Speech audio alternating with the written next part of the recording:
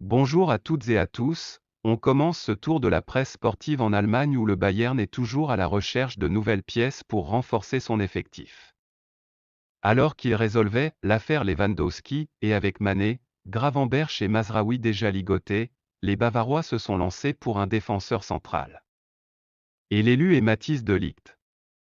Selon Bild et Sport 1, le Bayern aurait déjà contacté les agents du défenseur central néerlandais, avec qui l'accord ne serait pas compliqué ou serait proche. Puisqu'il veut jouer à Munich. Cependant, la Juventus ne facilitera pas les choses. Les Bianconeri réclament 70 millions d'euros, selon Bild, pour le laisser quitter Turin après avoir payé 85,5 kg à l'Ajax en 2019.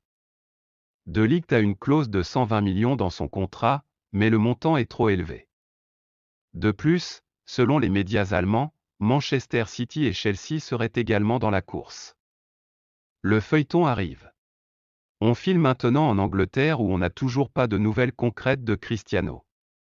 Le séisme CR7 et son idée de vouloir quitter Manchester United ont révolutionné le football en Angleterre.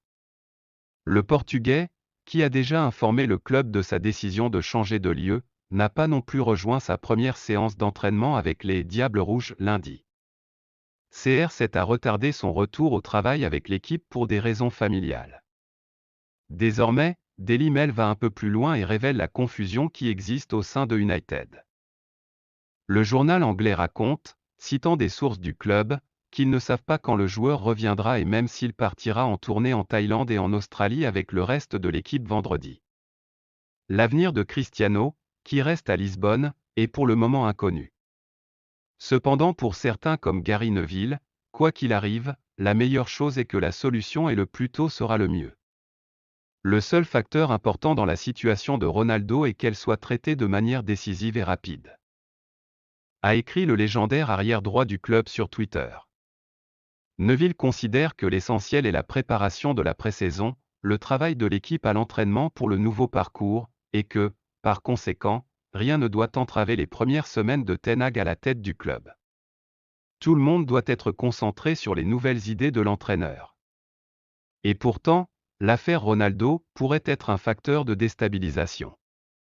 The Sun et le Daily Mail disent tous deux que l'une des destinations possibles de Cristiano, s'il quitte finalement Manchester United, serait Chelsea. Todd Boehly, le nouveau propriétaire des Blues, saluerait son arrivée au club. Cependant, selon ces informations, ce serait une décision qu'il devrait consulter avec Tuchel, puisqu'il semble que l'entraîneur aurait quelques doutes quant à la signature. Cristiano Ronaldo est revenu à United la saison dernière en provenance de la Juventus. Pour les officiels du jour, la signature de Tyrell Malacia a été officialisée par les Diables Rouges hier dans l'après-midi. Le défenseur a été recruté pour 15 millions d'euros. Karamoko Dembélé, la pépite du Celtic Glasgow, a rejoint le Stade brestois. Les Bretons n'ont pas eu à débourser le moindre centime puisqu'il les a rejoints en tant qu'agent libre. Thomas Doyle, le milieu de terrain de Manchester City, est parti en prêt du côté de Sheffield United. On termine ce tour de la presse sportive en Espagne où Xavi ne cesse d'avoir les yeux rivés sur un autre défenseur de Chelsea. Que César Azpilicueta finisse par jouer pour Barcelone ou continue à Chelsea est quelque chose qui devrait être clarifié cette semaine. Le joueur attend toujours de savoir si les nouveaux propriétaires du club anglais tiendront la parole que les précédents dirigeants lui ont donnée ou si, au contraire, ils le forceront à rester. Le club a changé de main. Maintenant, le propriétaire est Todd Boehly, un milliardaire qui possède également une partie des Dodgers de Los Angeles.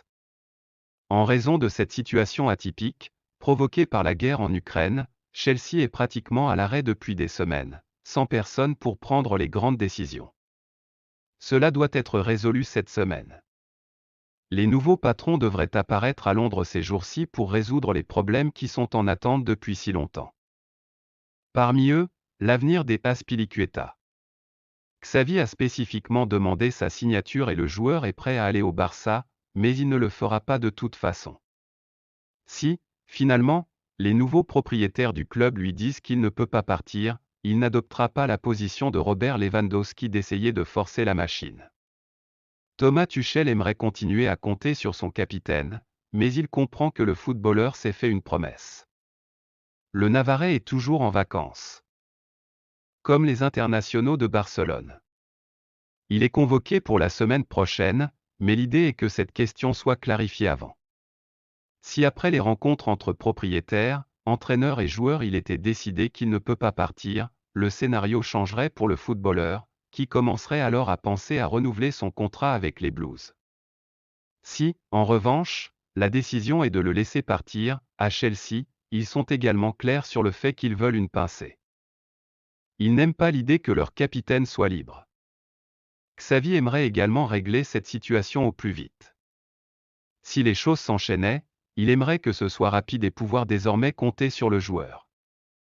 La semaine prochaine, à la Ciudad Deportiva, puis en tournée américaine. Le dénouement du feuilleton est sur le point de tomber. Voilà, c'était tout pour aujourd'hui, on se retrouve demain pour une nouvelle revue de presse. Bonne journée à toutes et à tous.